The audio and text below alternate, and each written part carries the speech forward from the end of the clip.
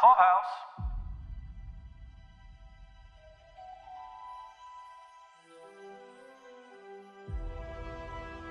Welcome back to the third part of Pod Clubhouse's coverage of the first season. I hope it's the first season of Disney Plus's Obi-Wan Kenobi. This is Paul, and I'm here with my buddy Mark. Hey, Paul. Excited today, man. Yeah, this was quite an episode. It gave us just a little taste of what we're building up to, I think, and how we're just not ready for it.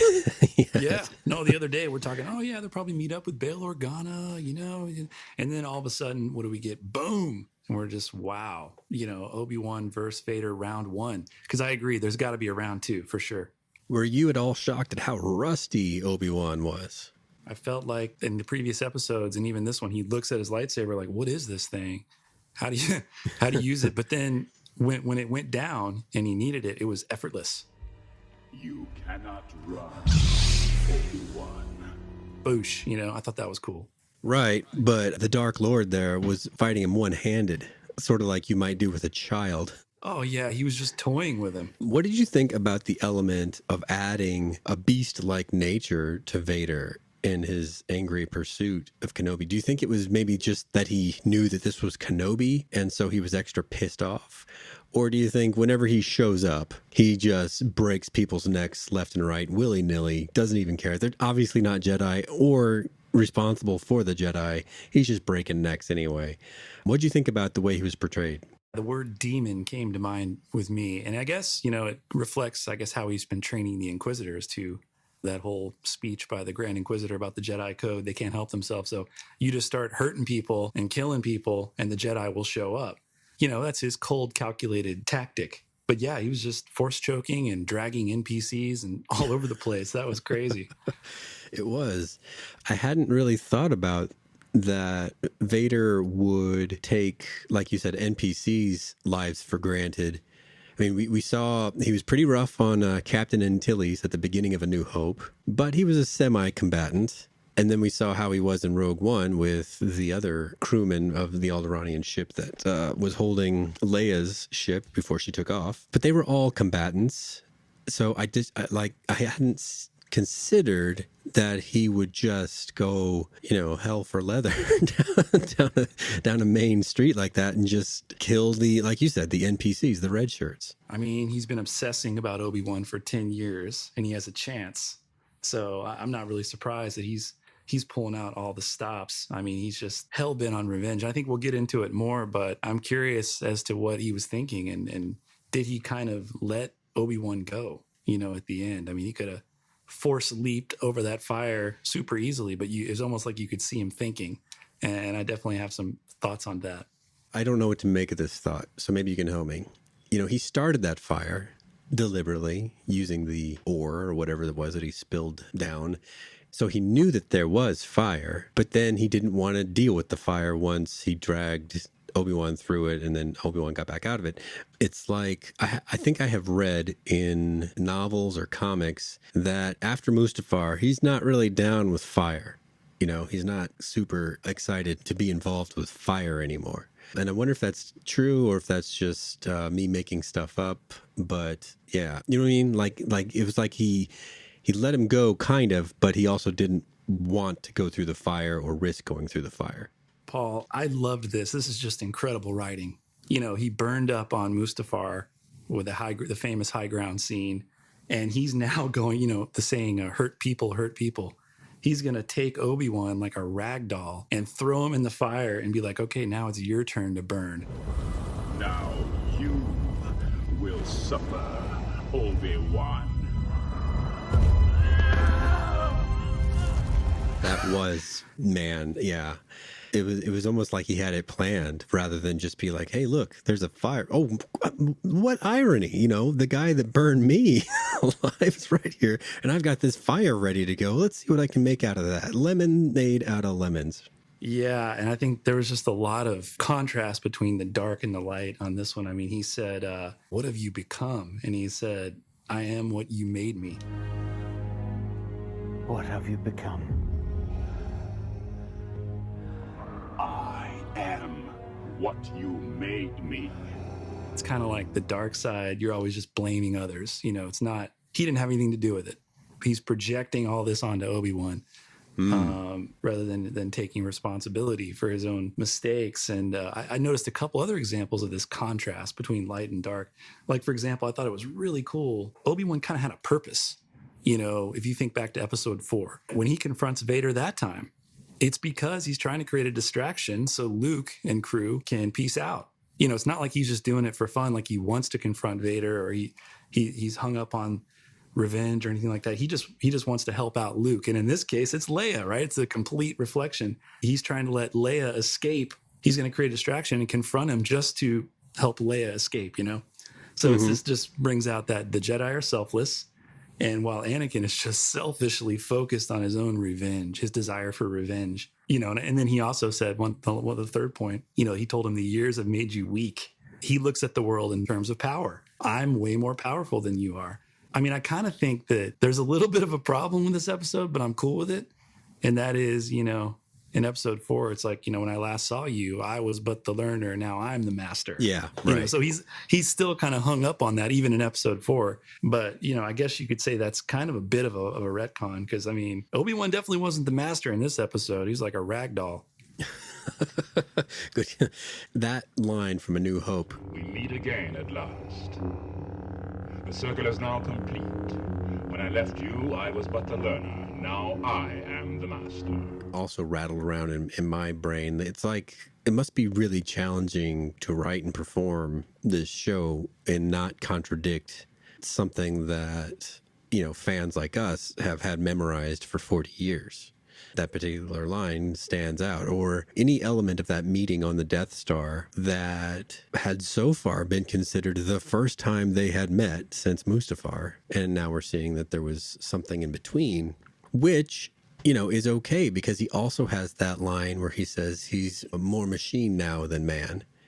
He's more machine now than man, twisted and evil. Well, we discussed in the last podcast or so that Ben is not really staying up to date with the news on Tatooine. So how did he get that intel? Well, now we know. He saw it. he was right there in the same airspace as the guy. Yeah. Wow. Oh, man, that was so cool. Like you said, the irony of it. He also told, just back to the wrapping up the fight, the big fight, you know, he told him, you should have killed me when you had the chance, you know, on Mustafar. He had the chance to kill Obi-Wan right then and there, and he chose not to do it. Do you have any thoughts on why? I almost thought like he enjoyed torturing Obi-Wan, and he said it's just the beginning, you know, or something like that. Like maybe he wants to find him again and just keep on torturing him, and that's why he let him go. Well, I had it put in my notes that was a very cat and mouse sort of chase through those little dunes or whatever those were that they were on the outskirts of that town that they were going through.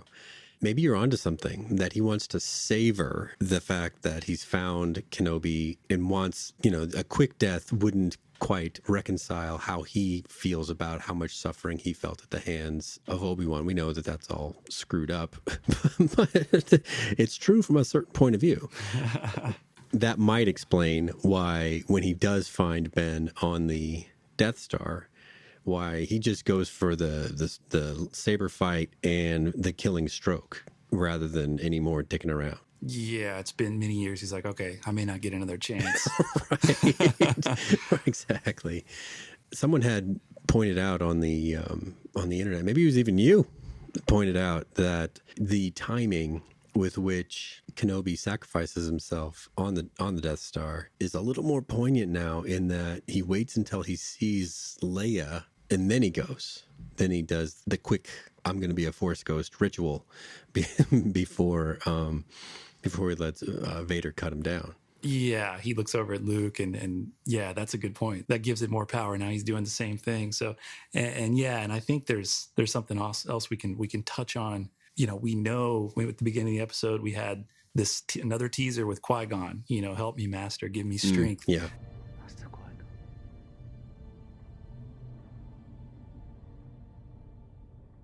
Master.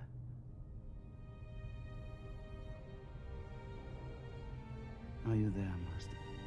We know he's weak. He recognizes he's weak in the Force.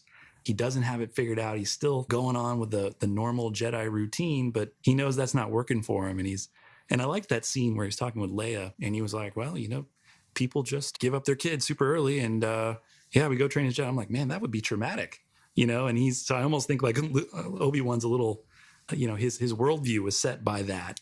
And then we get we're jumping around here, but man, we got hit with the bombshell. Obi-Wan's got a brother. What's up? All of a sudden, I wanted to know everything about Brother Wan Kenobi. Brother Wan. Obi too, like you said, yeah. Yeah, I wanted to know everything about that guy. Is he force sensitive? What's his story? Did he just live a simple life after Obi-Wan left? Like, oh man, now I need to know. One last first impression that I wanted to get your opinion on was, and this maybe fits better into the predictions, but knowing how this show takes place before Rebels is considered canon, and there is no Reva in Rebels. Does that require for, say, you, the viewer, that after putting Obi-Wan through all this, do they have to put her down, or is there some other way that she can get out of this? Can she return to the light? Can she, I don't know what, wind up in Imperial prison, never to be heard from again? Like, is there any other outcome besides death by lightsaber that would satisfy the viewers? The Inquisitors didn't get a lot of action this episode, of course, because it was all about Anakin and Obi-Wan. More just political saber rattling. Yeah. But no, I think you're right. I think I know there's another character, Trilla from the Jedi Fallen Order, that Vader killed. And he flat out in this episode, I guess he threatened Reva, it was like the carrot or the stick approach. He knows she wants more power. He's like, yeah, bring me Obi-Wan or you're basically dead. That might be foreshadowing, kind of like we got the foreshadowing in the beginning when we heard Obi-Wan think, he's coming, master. And I was like, whoa, I didn't pick up on that. I don't know about you, but he's coming. He tells her, you get Kenobi, you get the job. You don't get Kenobi, you die. I know what it is you seek. Prove yourself, and the position of Grand Inquisitor is yours. Fail me, and you will not live to regret it. We know she doesn't wind up with Kenobi, long term anyway, because he's back. He even upgrades from cave to hovel on Tatooine in the next 9 years. So they already scripted the end for us there. Reva dies at Vader's hand because he can replace her as far as he's concerned. I kind of originally thought that maybe Obi-Wan would try to redeem her, and that would be like he succeeded where he failed with Anakin. But I don't know that I see that dynamic playing out in this show right now. So it'll be interesting to see what happens with her character. I was trying to think about, would I accept, say, turning to the light or something like that as a good ending for her? I'm not sold yet, especially given the way the episode ends, and whatever happens with Leia in her care might determine how much I hate her guts, And so if that goes badly, then turning to the light, I would probably consider that kind of a cheap way out.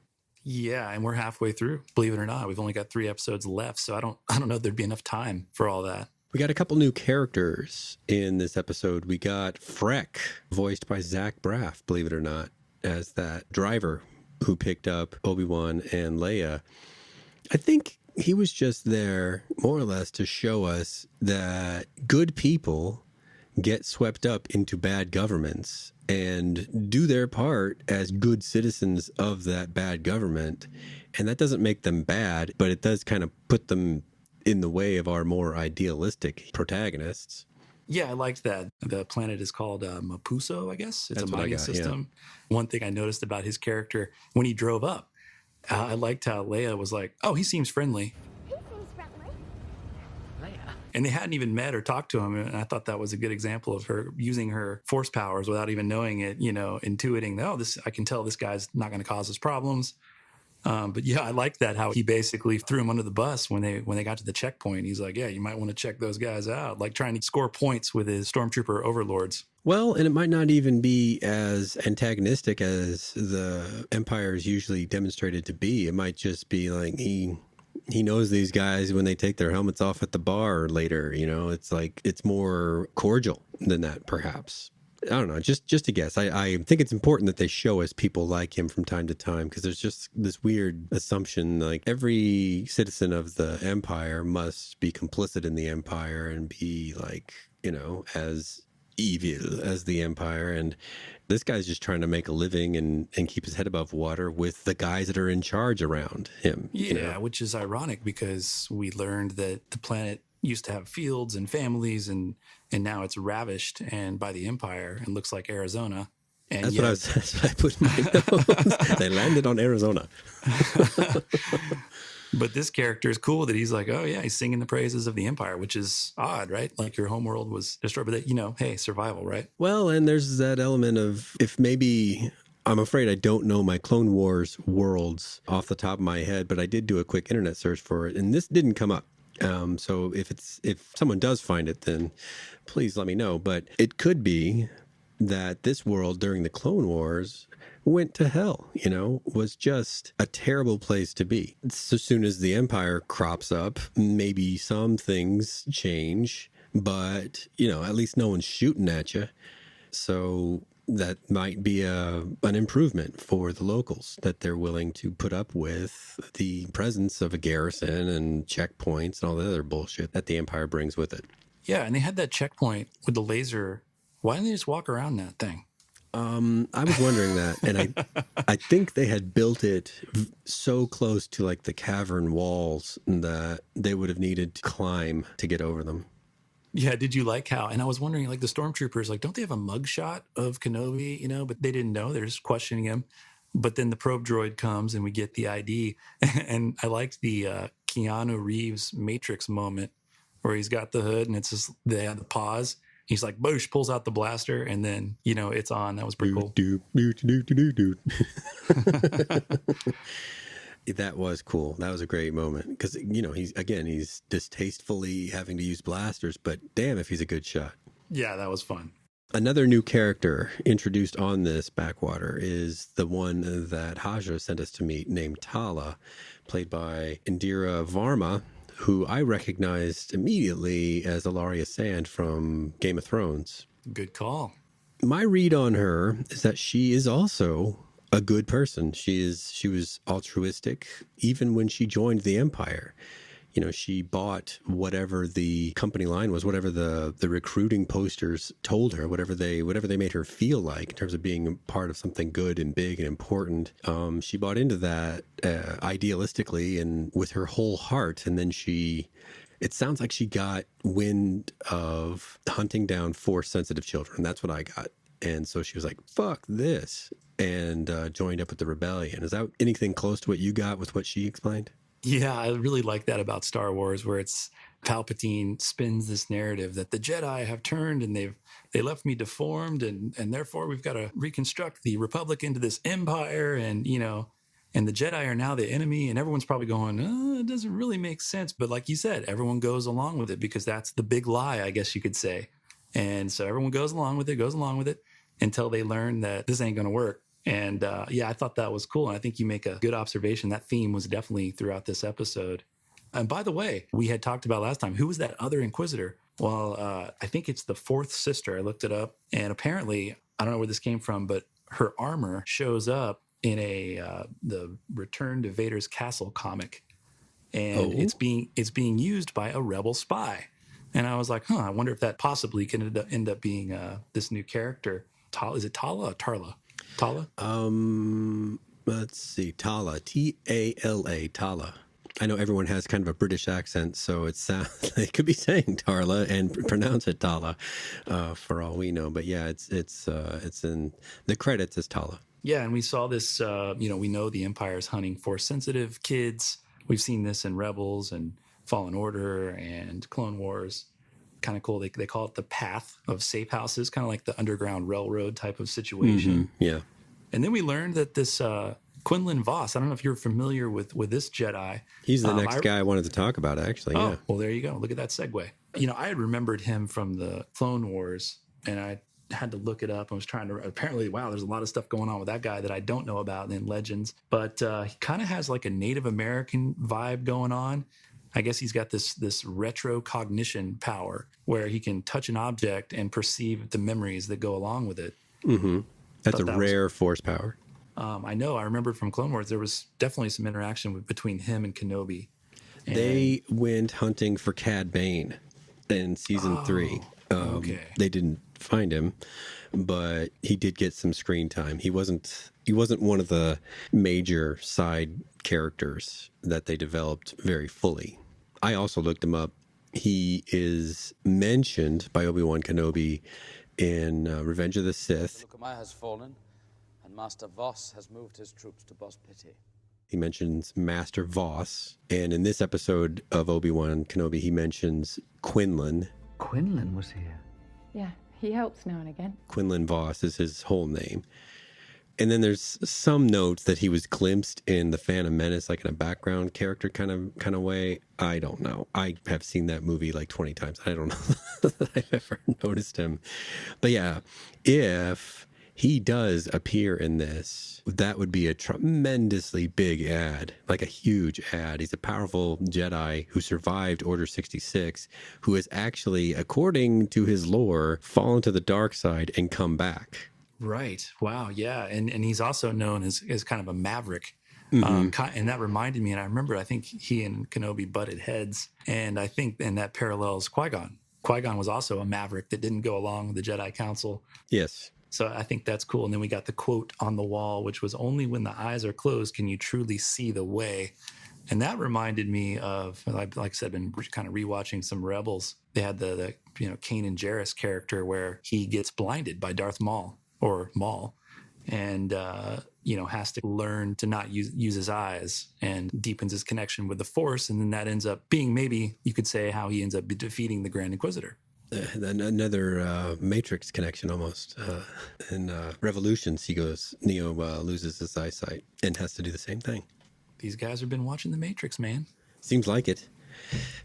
Just taking the good parts, apparently. We'll come back to more Quinlan Vos talk, I think, during predictions and questions. In the meantime, I wanted to hit some of the big events that took place in this episode. One being that we got to see the Fortress Inquisitorius, where the Inquisitors hang out. This was depicted in the Fallen Order game in very much the same way, in that it's underwater, and you can see that the windows behind them in that meeting room where Fifth Brother is assumed control of everything. That looks pretty much just like the game. Yeah, and it's the moon of Nur, I guess is how you pronounce it. And I guess it's right there at the Mustafar system. So Vader keeps him close. Good call. I didn't know that much. And I had to look up the name of the place. I thought it was the Spire, but the Spire turned out to be something else. Anyway, we mentioned that checkpoint action earlier. What I liked about that was seeing Obi-Wan in kind of a gunslinger mode like that really got me excited. I mean, it's not very Jedi-like, and we see that when it comes time to be a Jedi, he's not quite firing on all cylinders, but this element of going rogue and fighting for survival instead of idealism is something that he's taken to pretty well so far. Yes. And we've also talked about the duel between Vader and Obi-Wan, and I put fire bath in my notes here as the point to cover. Is there anything else about that we might have missed that you might want to cover again or hit before we move on to something else? The only thing that I didn't think we mentioned was when Obi-Wan first sensed Vader. And, I thought, oh, wow, the Inquisitors, here they come on the street. But he did the Yoda thing where grabbed his chest and nearly fell down. Had like a panic attack as he was like, oh, wow, he's here. That was awesome. And they staged that in a very cool way, with the lightsabers being lit, but then not engaged. Obi-Wan running. He's trying to extend the amount of time that he is being chased. Doesn't do him any good to get into a fight he probably can't win right away, especially since Leia needs more time to get away. Yeah, he was legit scared. You know, one thought I had about this show, I thought we might see Vader be a little bit more unhinged, maybe a little bit more Anakin. So far, he seems to be that very calculating, composed OG trilogy Vader. I've been a little surprised by that. Maybe we'll see that change. The killing of civilians was new to me. So maybe that's not unhinged and that is quite calculating, but it is colder than I had thought. But, you know, the guy's got to earn a reputation somehow. The reputation that he has by the time of A New Hope is well earned over the intervening 19 years of apparently going around killing anybody he wants. Yeah, and, you know, taking it back to the beginning of the episode when we saw him suit up with the crane game coming down and suiting him up, which was very cool, of course. You know, in episode 3, we see him get his helmet on for the first time at the end, and he looks scared. And I don't know if you've heard this theory. There's a theory, he kind of moves his mouth, and there's a theory that he's saying, "Help me, Padme," as he's getting the helmet on. I was like, oh, wow. But in this one, we see him get his helmet on, and he just looks focused and menacing. And that was a moment that stood out to me just as a nerd, that the order that the helmet went on was different than in Revenge of the Sith and at the end of Return of the Jedi, how they take the helmet off. Like, this helmet just kind of went on all in one piece instead of the front and the back kind of coming together. There's a lot of that. I think there's a part in, so I think I told you, I tasked my 10-year-old son with going through the Darth Vader comics and telling me what was cool about it, which was awesome. But Palpatine tells him, he's like, "I know you're an engineer. Feel free to go ahead and tweak your suit." So there is some indication that he's continuously tinkering with it and modifying it. That's what I assumed is that like I mentioned in the last podcast, there's no reason to think that suit that he got after being hurt on Mustafar was like his final suit. It makes total sense that he would, you know, find problems with it, want to keep going, want to adapt it. That's what I kind of reconciled in my head as to, well, maybe this version of the helmet, sort of like Iron Man, is always changing up his armor. Maybe exactly. this helmet goes on in one piece rather than in two. Yeah, I was also really struck, you know, how powerful he comes off. Like when he in the Obi-Wan fight, you know, he just looks so menacing and powerful. But then that is so harshly contrasted with where we see him, like when we saw him in the Bacta tank, and he's just kind of a doormat, completely vulnerable, completely dependent on machines to keep him alive. You know, he's really weak, but yet then when he's in the suit and he's just so powerful, it's just an amazing contrast. The Bacta tank must be private time. Yeah, exactly. Don't look at me. Only droids get to see him in there.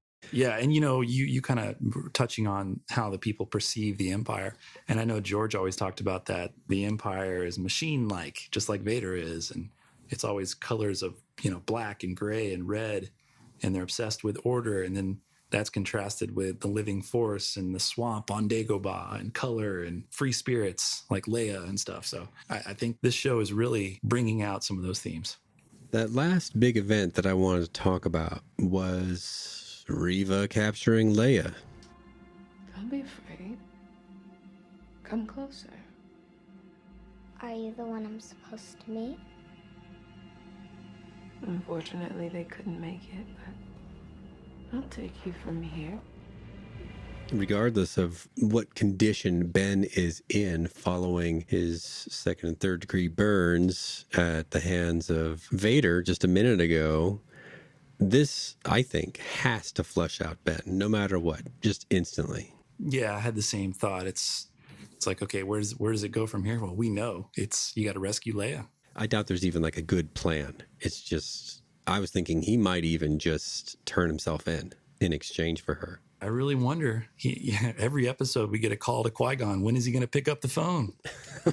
Right. I really could use some advice now. They played at the beginning. Did you notice they played, when he was meditating at the very beginning, they played the quote says, Qui-Gon said, "You must train him." And really, Qui-Gon put Obi-Wan in a tough spot with the pressure of training him. And then he failed. And now he's not picking up the phone. Even with that failure and uncertainty, even before this series, Obi-Wan, after seeing the prequels and the Clone Wars, kind of became my favorite character because he was flawed. He did have that idealism that made him want to follow through with Qui-Gon's wishes to be Anakin's master, but in failing that, spent the rest of his life trying to fix it. Something about that is just way more honorable than I could ever be, and something to admire in a character. Where does Ben or Obi-Wan Kenobi stack up in your top character list? Oh, he's up there. I know George always described him as the compass that the story revolves around. Like he's like the steady guy that's just very reliable. But I do think we're going to see this transition where he's going to, like in this episode with Leia, he's kind of trying to force everything. He's like, oh, let's not go ride with that guy. I don't know. He's not going with the flow like we see Alec Guinness. He's more just like, oh, okay, this is happening. Oh, the Force is probably telling us to do this. Okay, let's go. Right. So I think there's a big contrast there, and I think we're going to see, something to do with Qui-Gon, school him in the ways of the living Force, and then he's going to become more Alec Guinness-y. So some questions that I had after watching this and seeing Obi-Wan get his butt kicked. He seems way too out of practice to actually win out, to make a good showing in this series. Tala, for all of her grand sharpshooting, is still just a regular person. He's going to need someone else to help. I know that we've talked about Ahsoka showing up, but with her getting her own show later this year, it's conceivable that Rosario Dawson just can't do all these appearances like Book of Boba Fett, and then this and then her other normal jobs, and then have a whole Ahsoka show later. And the more we go through this, the less I think we're going to see Ahsoka show up. But that mention of Quinlan Vos, can that just be another Easter egg that goes nowhere? Or do you think we actually might get to see Quinlan Vos in a support role? Well, that's a good point. I think we're definitely going to see Hayden Christensen show up in Ahsoka, the show. Mm-hmm. That confrontation we had in Rebels with the Sith Temple, what was it, Malachor? That was too cool. And I think they're gonna have to continue that conflict between the master and the apprentice there. But yeah, I agree. That's a good point. Obi-Wan has been established as being, he's too weak.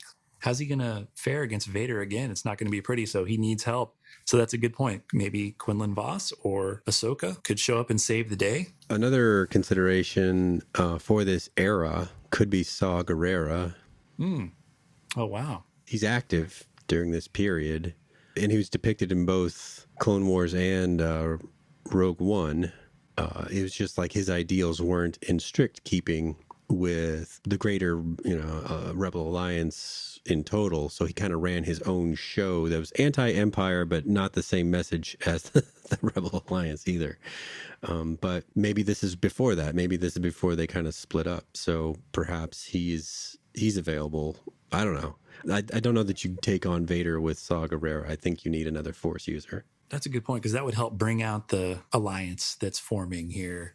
Mm-hmm. and bring in, maybe it's Bail Organa and some of these other rebel factions coming together in Force at the end to help Obi-Wan, because they kind of have this theme of reaching out for help going on, because he's been hiding in the desert, but it's kind of like, hey, no, you need to embrace this rebellion. Did you have any questions generated by your viewing of the show that you wanted to discuss? I think I've laid it out. I'm really curious about what we get with Qui-Gon. That was awesome. I can't wait to watch it again even. It's just, it's very challenging to all of us knowing the prequels so well and how things left. It was like, how are they going to handle that? So that, I thought it was great. I thought they handled it really well, and it was super cool with the fire, like you said. I'm really happy with it. Favorite one so far, for sure. Predictions wise, like I said, I think we've got to get some more help. Also, I think that Ben, in some way, will need to exchange himself for Leia. I think that's the whole point of her getting captured, was Reva's going to say, we'll let her go if blah, blah, blah. And how he's going to get out of that might be with the assistance of this new player that we're not aware of yet. Pod Clubhouse doesn't have screeners to this, so I'm not cheating. I'm just guessing. So I'd be happy to be wrong as long as it's a more awesome version of the story.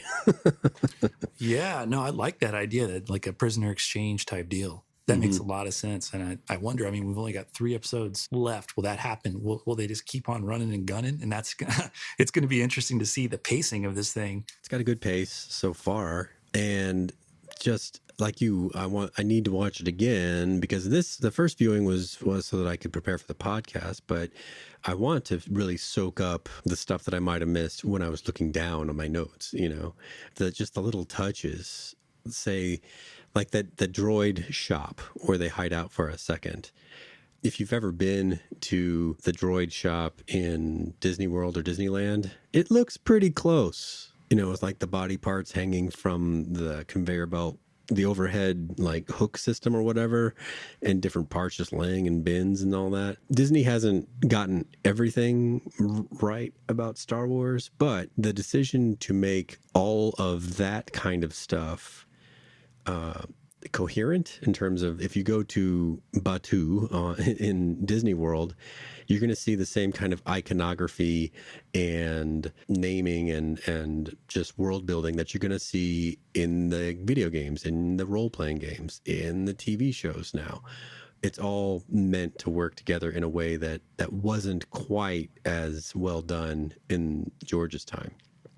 Yeah, I think I was watching a little bit of the celebration and Dave Filoni said something similar to that. He mentioned it kind of sounds like they kind of have like a grand architecture they're working off of and then telling stories within. For a guy that keeps track of that sort of weird details, it's a very satisfying place to be, that it all matches up. Yeah, you just got to love that about Star Wars, all the droids and all the sets, and that was very cool. Definitely made an impression. What did you think of the when Obi-Wan sees a vision of the kind of Vader Anakin guy in the hood, where it kind of looked like, to me, it reminded me of Anakin on Mustafar when Padme was showing up and he's like looking at the lava, just like crying.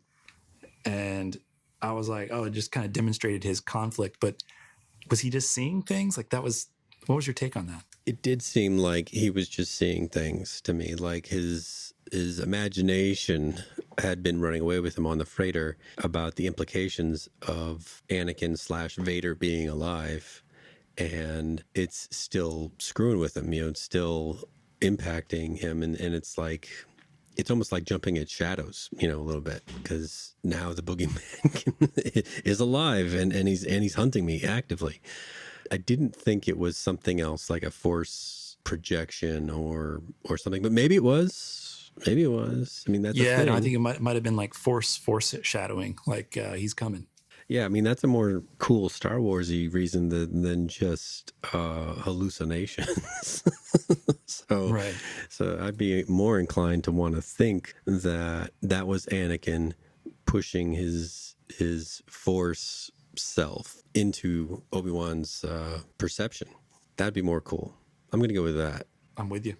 That's all I have. Is there anything else you wanted to chat about for part 3 of season 1 of Obi-Wan? I think we have parsed this thing up and down. It was great. Last line from the show that I liked, Leia asked, how does the Force work? And he said, it's the feeling when you turn the light on in the dark. I thought that was a cool line. Have you ever been afraid of the dark? How does it feel when you turn on the light? I feel safe. Yes, it feels like that.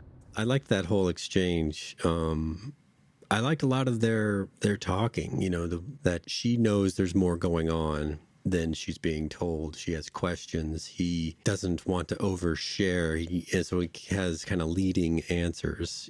I'm not your father, but it sounds a lot like you knew my mother pretty well. And, all of that chat in the back of the truck. And then also kind of that, like you mentioned, that discussion about the Force, it reminded me of Han Solo and Finn with that's not how it works, Yeah, exactly. Yep.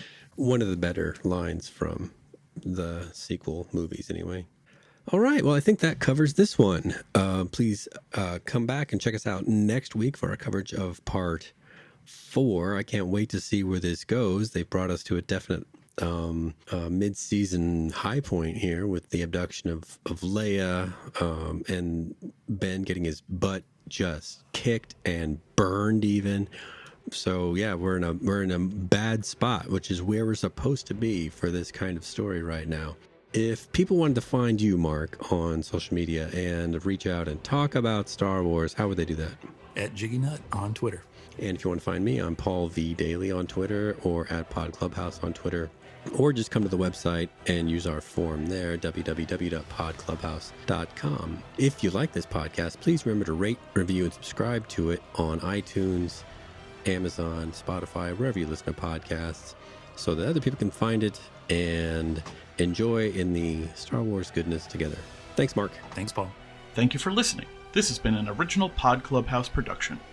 Pod Clubhouse is a podcast network dedicated to encouraging collaboration among podcasters and friends to bring a fresh voice and diverse perspective on a wide array of content.